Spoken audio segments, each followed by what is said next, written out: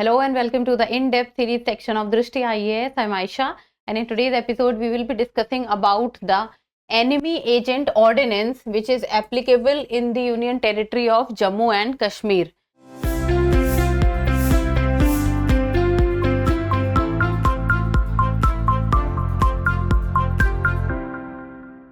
As the word itself is talking about that what the ordinance is all about, so that is enemy agents. So anyone who is working as an agent of the enemy, or for anyone who is supporting the enemy, or for anyone who is helping the enemies. So anyone if residing in Jammu and Kashmir and is helping the enemy and is assisting the enemy, so this ordinance is for those people. And when we say about ordinance, so this is not the ordinance which comes under Article 123. No, this is not an ordinance. It has been called ordinance, and why, that you will come to know in the coming slides. So first of all, about the points of discussion, first we'll be looking at the news, then about the enemy agent ordinance, and then how are trials conducted within the enemy agent ordinance, and in the end prelims practice question. Topic is of relevance from general studies paper 2 because we are talking about a law. So the news talks about what is enemy agent ordinance, tough law applicable in Jammu and Kashmir. So it became applicable when it was a state, Jammu and Kashmir, but now it has become a union territory. So what has happened is that the Jammu and Kashmir DGP, that is the Director General of Police, he has said that those people, those who found assisting militants in Jammu and Kashmir should be tried by investigating agencies under the Enemy Agent Ordinance 2005. So the DGP of Jammu and Kashmir has said that if anyone would be found assisting the militants, then he or she will be tried under the Enemy Agent Ordinance 2005. And the law is more stringent. So the law is strict, the law is precise, and the law is more stringent than the UAPA, which is Unlawful Activities Prevention Act, and it has a punishment of either a life term or even a death sentence. So UAPA, which in itself is considered to be very strict and stringent law, so the enemy agent ordinance is considered even more stringent than the UAPA, and it has a punishment of either a life term and also of death sentence. So let us first know about the enemy agent ordinance. As I told you that the name enemy agent, what does it signify? So the enemy agent ordinance was first issued in 1917 by the then Dogra Maharaj of Jammu and Kashmir. So it first came up in 1917, and after that many amendments took place in it.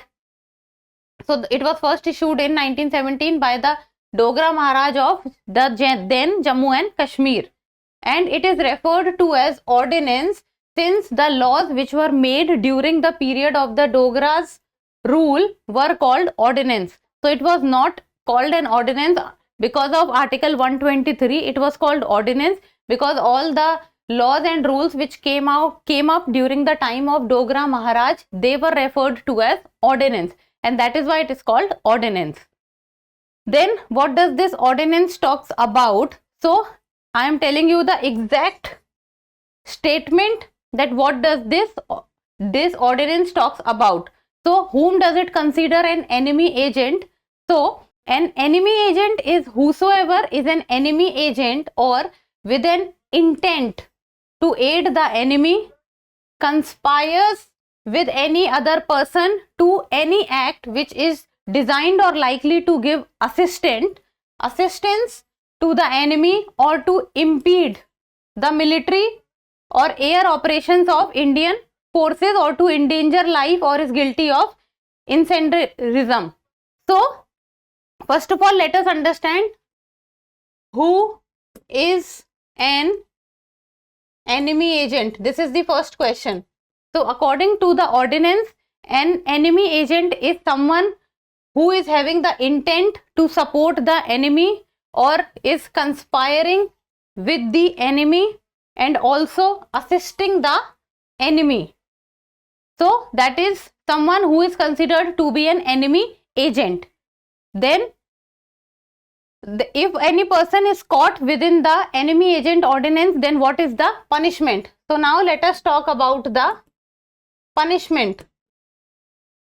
So punishment is he or she will be punishable with death. So death sentence is also a punishment, or rigorous imprisonment for life, or life imprisonment is also a punishment, or with rigorous imprisonment for a term which may extend to 10 years and shall also be liable to fine. So we just came to know that who is considered an enemy agent and what is the punishment within the enemy agent ordinance, and the punishment is death sentence, life imprisonment, or up to 10 years imprisonment, or fine, or both. Now, and after India got independence in 1947, so after 1947 the ordinance, that is the enemy agent ordinance, was incorporated as a law. So it was incorporated as a law in the erstwhile state and was also amended. So it first started in the year 1917.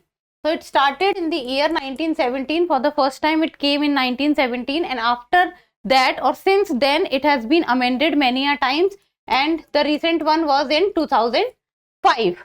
And after India got its independence in 1947, so the enemy ordinance was incorporated as a law in the erstwhile state.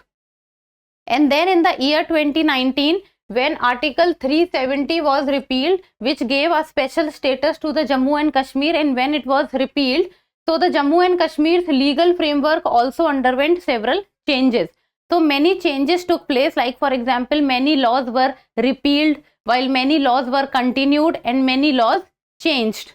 So what happened was the Jammu and Kashmir Reorganization Act was passed, and it listed out state laws that were to continue.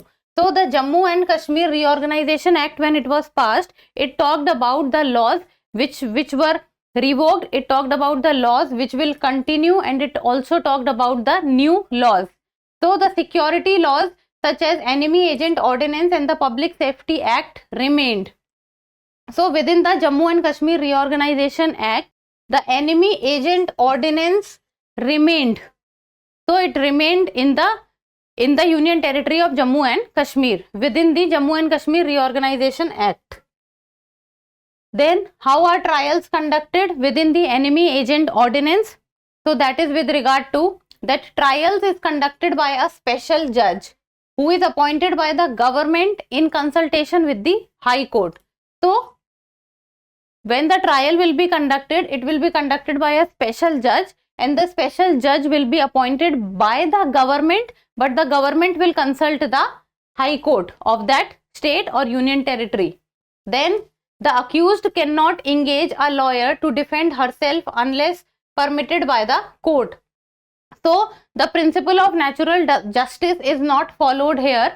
So in this case, because it is considered to be an stringent law and it deals with the security of India, internal security and also external security. So if any person is accused and is found to be accused within the Enemy Agent Ordinance, so that person cannot engage a lawyer.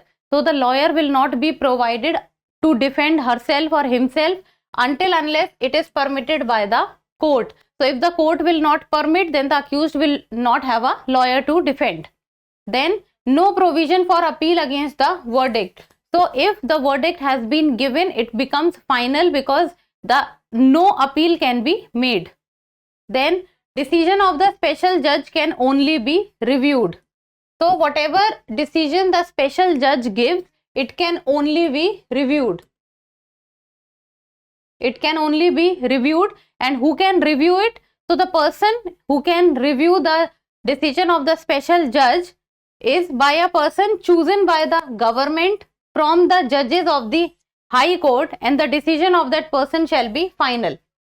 See, special judge is appointed by the government in consultation with the High Court. Then special judge decision can be reviewed.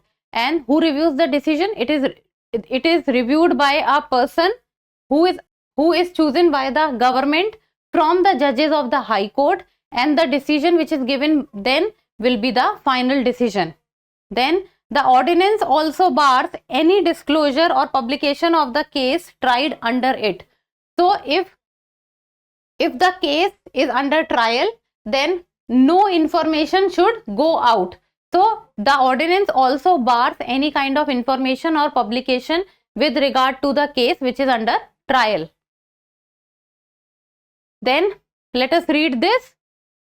Any person who, without the previous authorization of the government, discloses or publishes any information. So without the permission of the government, if any person discloses any information with respect to any proceedings or with respect to any person proceeded against under this ordinance, shall be punishable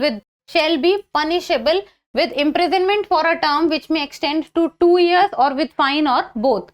So if any trial which is going on and any kind of information is being published outside, then that becomes punishable, and the punishment is for up to 2 years. It may extend to 2 years or fine or both.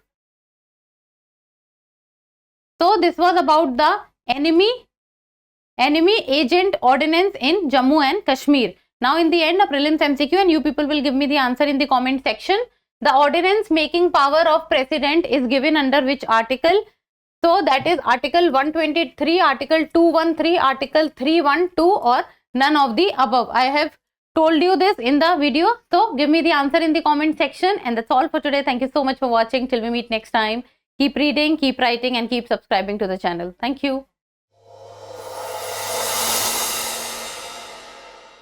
For more informative content, like, share and subscribe, and do not forget to press the bell icon to get the notifications.